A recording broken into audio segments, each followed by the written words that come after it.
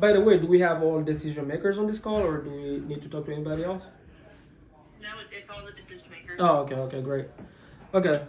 So yeah, guys, listen, we can skin the cat multiple different ways when it comes to this type of transactions. So whatever makes you feel comfortable, again, that you feel like, oh, maybe I want this as a second, as a security, as long as it makes sense, right?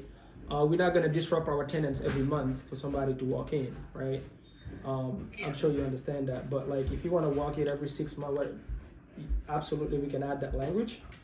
But again, we have no, like, we're not gonna come in, spend money and all of that just to trash it, Yeah.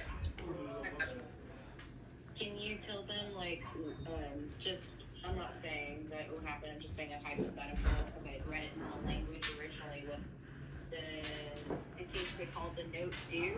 Yeah. Yeah. I explain that exactly, like how that works. The due on sale, right? Yeah, if they were to call that. Yeah. Right. There's a ways to get around that. Again, I'm not an attorney. Absolutely. Right. Okay. So the due on sale, number one, it honestly, guys, is like that boogeyman that you hear about but nobody ever seen, right? So the language is there, but let's say hypothetically a bank decide to call it due, right? Your worst case scenario is we deed the property back to you and then we rebuy on an agreement for sale the next minute. What is an agreement for sale? An agreement for sale is when we buy it subject to, but we don't transfer deed and title, right? Because the only reason a bank would call a note due is, for whatever reason. Let's say for whatever reason, who's the bank on this property? Who?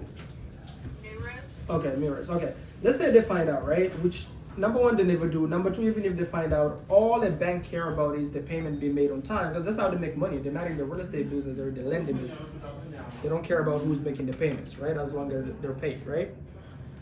But if they call the note due, if I deed you back the property, well, they cannot really foreclose on the property because they gave you a 30-year loan and now the property is on your name, so that solves that problem right away, okay? And the next minute we buy it from you on an agreement for sale, and on an agreement for sale is we buy it exactly the same way, we take it over subject to, but we don't transfer deed and title, and at that point you'll have nothing to worry about when it comes to the due and sale, right? That's how we solve it, really, really easy. But guess what? Something else can happen, right? Like maybe the bank can call the note due, let's say in 20 years. And in 20 years, if we're not in touch with you for whatever reason, or like recently just happened to me on the property where the seller passed away. And how I know that is because we kept a really good relationship, and so his wife called me and let me know that he passed away. Well, let's say hypothetically, that property, the bank on that property is in Glen Burnie, Maryland, is a Wells Fargo. Let's say Wells Fargo decide to call the note due. Well, I cannot really deed it back to a dead person, right? Right, because they got abducted by aliens. I can't, right? And so in this scenario here, guys, guess what? If worst case scenario, if this happened, we have insurance, where that insurance company will literally go in and negotiate with the bank in case they call it due, which again they never do. And if the bank decide, oh, we don't care, even though you're paying on time and blah blah blah, we still want the money paid. Well, that bank will pay out Wells Fargo, and now we make the payments to that insurance company instead of Wells Fargo. Does that make sense?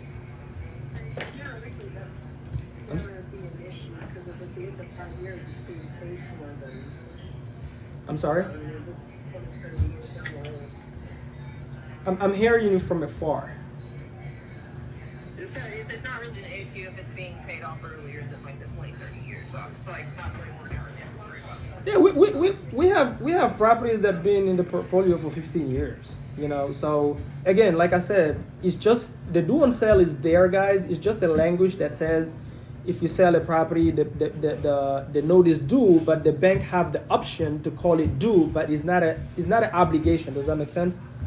Like it's not okay. So guess what? Even if Wells Fargo find out tomorrow, I guarantee you, because that happened to a friend of mine, and the reason it happened is because he did a subject to with a small bank, a small community bank. We don't do that with small community banks. We only do agreement for sale.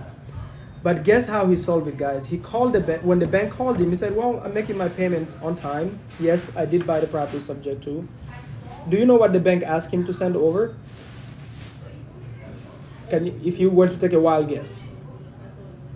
No idea. Okay. They just asked him, hey, send us the payment, the tracking history of the payments you made, right? The servicing company, because that's why it's so important to use a servicing company, because they keep a track, they keep a whole spreadsheet and all legal documents, right, for you. Basically, they do the bookkeeping. Send us that and send us the closing documents. He sent that, and that was it. Like, these people are being paid on time. They don't care, right? So they didn't do anything. They didn't foreclose on him, nothing. But again, so a lot of properties that we buy, guys, we refinance them between 5 and 7 years. So it's not really like we keep it 30 years. If the market is good and it appreciates, we always looking to refinance and pull out the equity and buy more properties. Does that make sense? But really, your worst case scenario, if they call the no due, is either we did it back to you if you're, well and alive, none of us, went to visit the skies or whatever. We did it back to you, or we go through the insurance company, they refinance us out, and then we keep making the payments to the insurance company. Does that make sense?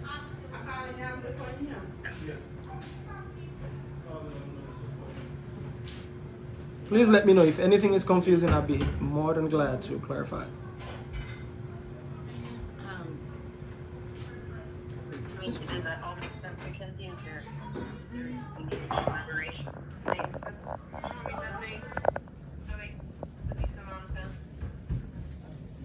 I know I talk fast sometimes, so with my exotic accent, so